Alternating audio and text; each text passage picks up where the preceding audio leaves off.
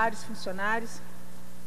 Senhor presidente, eu gostaria de usar esse espaço no dia de hoje para falar um pouco do processo, né, de criminalização das lutas, criminalização dos movimentos sociais, criminalização dos lutadores, dos ativistas,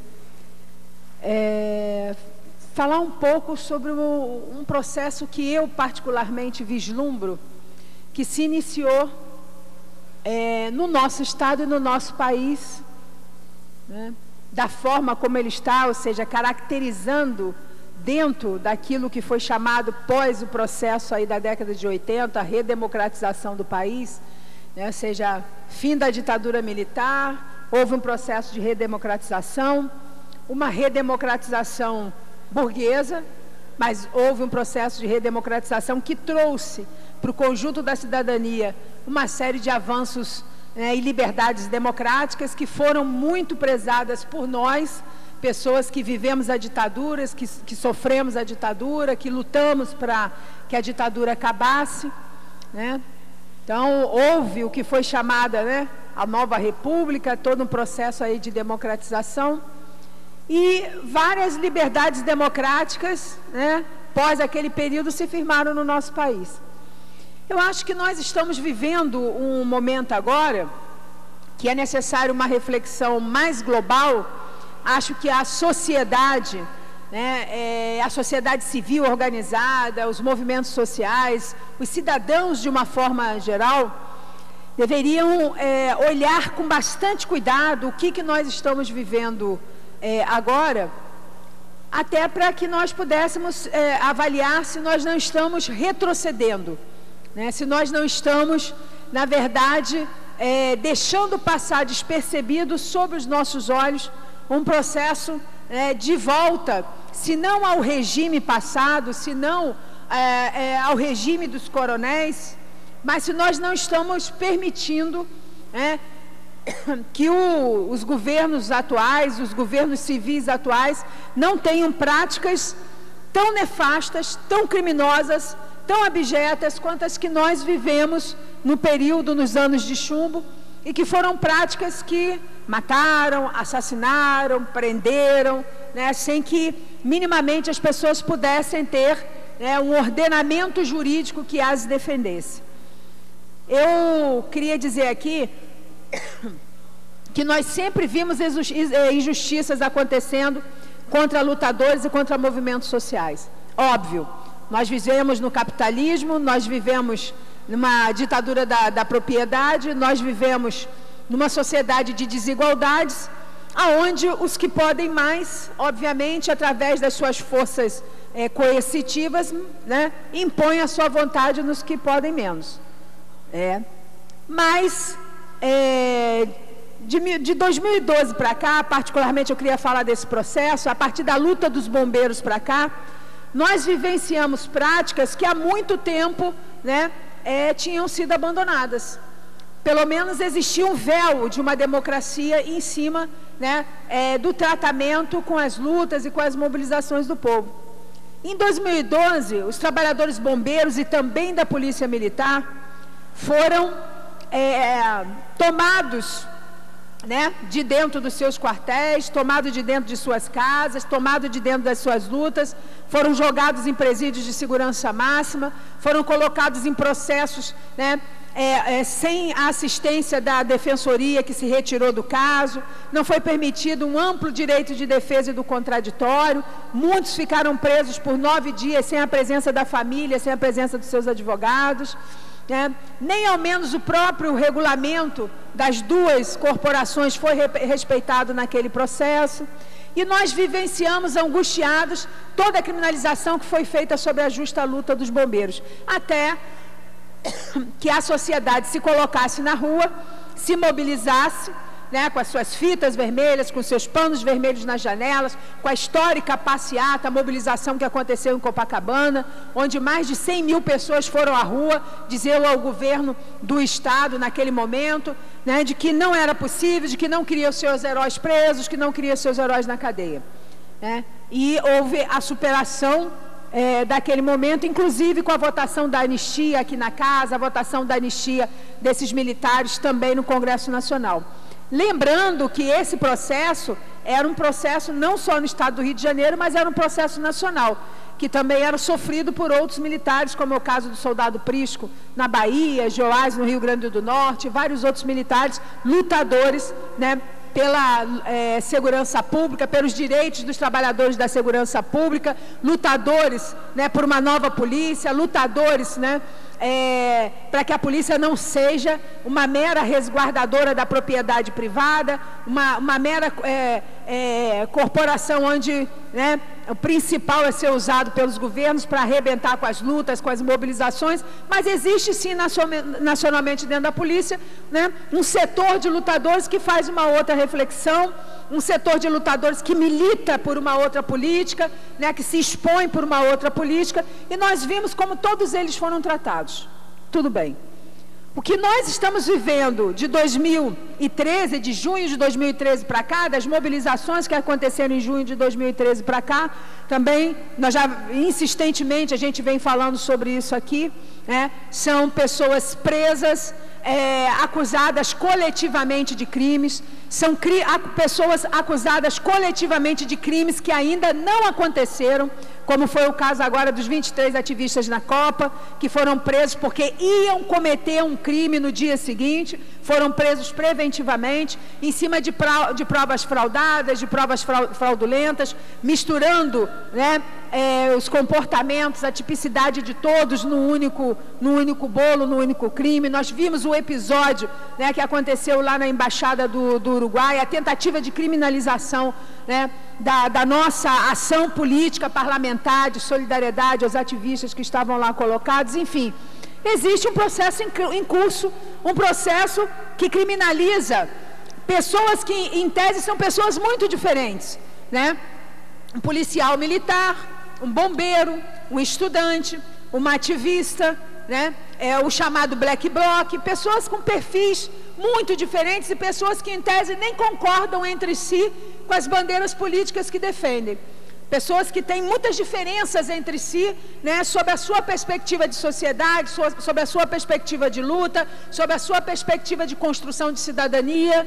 Pessoas muito diferentes, mas que têm uma coisa em comum, né? O que tem hoje em comum o Cabo Daciolo, a Sininho, a Heloísa Sami, o soldado Prisco, trabalhadores sem terra?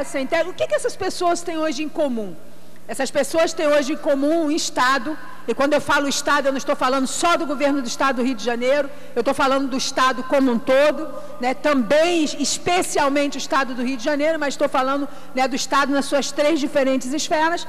Tem um Estado que está, né, diligentemente, através de todo tipo de manipulação política, através de todo tipo de utilização, né, fraudulenta, através de todo tipo de forçação de barra para forjar, né, flagrantes, para forjar situações, para forjar a desconstrução da moral, para forjar a desconstrução do caráter, para forjar a desconstrução da reputação dessas diferentes pessoas, né, que estão colocadas em diferentes lugares da sociedade, que estão colocadas em diferentes perspectivas, mas que têm em comum a luta. São pessoas que estão lutando contra o que o Estado tenta impor para ela como normas de vida, de comportamento, né? Então, apesar de serem pessoas que possam ter posições muito diferentes sobre várias coisas, sobre várias avaliações, né, das coisas práticas da vida, hoje são pessoas que estão sendo esmagadas pelo Estado, estão sendo criminalizadas pelo Estado. E é sobre isso que eu gostaria de falar aqui, é sobre essa reflexão que eu gostaria de fazer.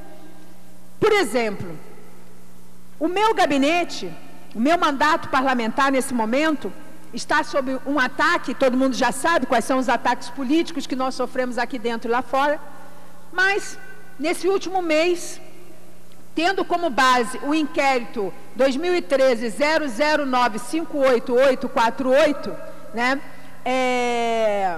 que está no Ministério Público Criminal, todo o meu gabinete está sendo chamado para depor.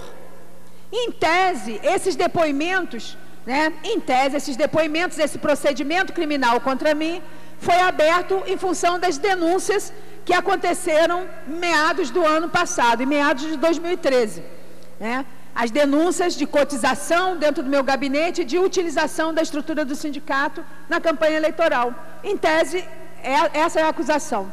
Engraçado que as pessoas que estiveram no Ministério Público Criminal para depor essa semana foram interpeladas não só por isso, mas foram interpeladas para saber, por exemplo, qual era a minha relação com os ativistas, qual era a minha relação com os 23 ativistas que foram presos, quem é que estava me acompanhando no consulado do Uruguai, né? Se eu já conhecia os ativistas antes, se eu não conhecia, se eu levei os ativistas até a sua casa, qual foi o paradeiro, se eu estou patrocinando, né, o Comitê Popular pelo Estado de Exceção, né, qual é a minha vinculação com vários reuniões e vários fatos que aconteceram em diferentes universidades, onde vários fóruns estão discutindo a luta e a resistência contra esse processo de criminalização. Por que eu estou falando isso aqui agora?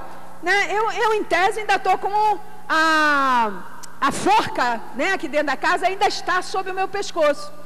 Por que eu estou falando sobre isso agora? Porque o tempo é o senhor da razão, né? O tempo é o senhor, né, de toda a verdade. E conforme o tempo vai passando, as farsas, elas começam a se compor de uma forma e elas começam a se demonstrar.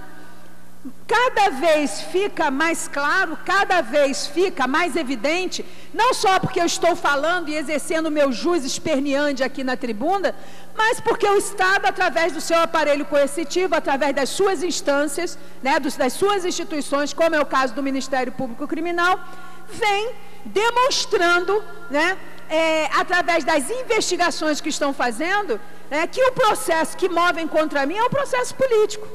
Cada vez fica mais clara a farsa que foi montada contra mim, como é clara para todas as pessoas lá fora a farsa que foi montada contra os bombeiros, como é clara para as pessoas lá fora a farsa que foi montada contra os policiais militares que lutam, como é clara a farsa que é montada contra os ativistas.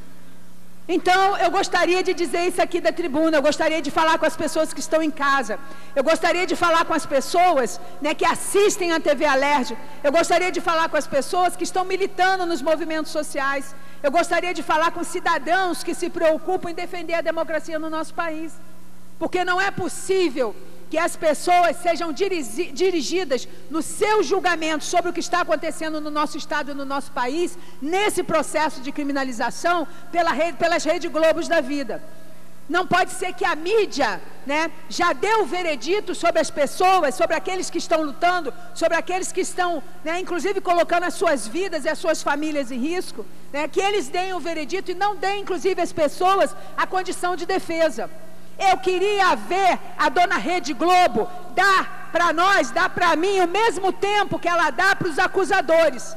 Eu gostaria que ela abrisse o mesmo tempo de televisão que dá para aqueles que colocam as farsas contra nós, que colocam as falsas provas contra nós, né, que nos gravam, que nos expõem. Eu desafio a Rede Globo a fazer isso. Dá o mesmo tempo para mim, dá o mesmo tempo para o Cabo Daciolo, dá o mesmo tempo para o soldado Prisco, dá o mesmo tempo para os ativistas que ficaram presos lá em Bangu. Dá o mesmo, não é democracia? Essa televisão não está aí a serviço do povo, como ela diz. Eu desafio a Rede Globo a nos dar o mesmo tempo para que a gente possa argumentar sobre as fraudes que estão sendo cometidas contra a nossa reputação, contra a nossa história, contra a nossa vida. Não dá, porque sabe que não consegue segurar um minuto de televisão a gente falando e demonstrando as coisas que estão sendo construídas contra nós. Mas cada vez fica mais evidente. Se pegar os jornais desse último mês, várias denúncias foram feitas contra as várias figuras políticas desse Estado. As mais diferentes denúncias de fraude, inclusive nesse processo eleitoral.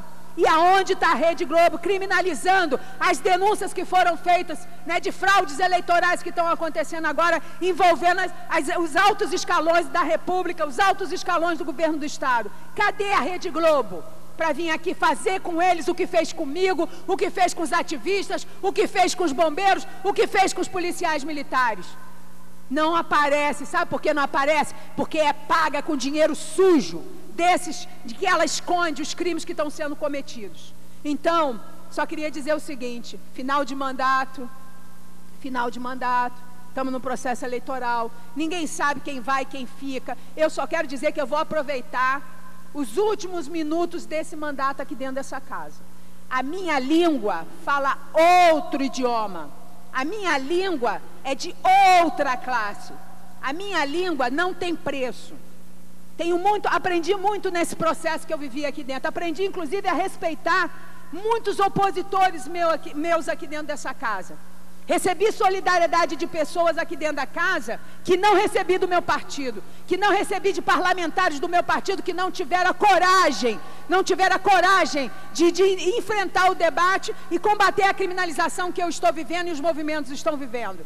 Respeito muita gente aqui dentro que eu não respeitava. Quero deixar isso aqui bem claro, mas esse meu respeito não significa que a minha língua tenha preço, que a minha dignidade tenha preço, como eu sei que a dignidade e a língua de nenhuma das pessoas que estão sendo criminalizadas por esse Estado tem preço.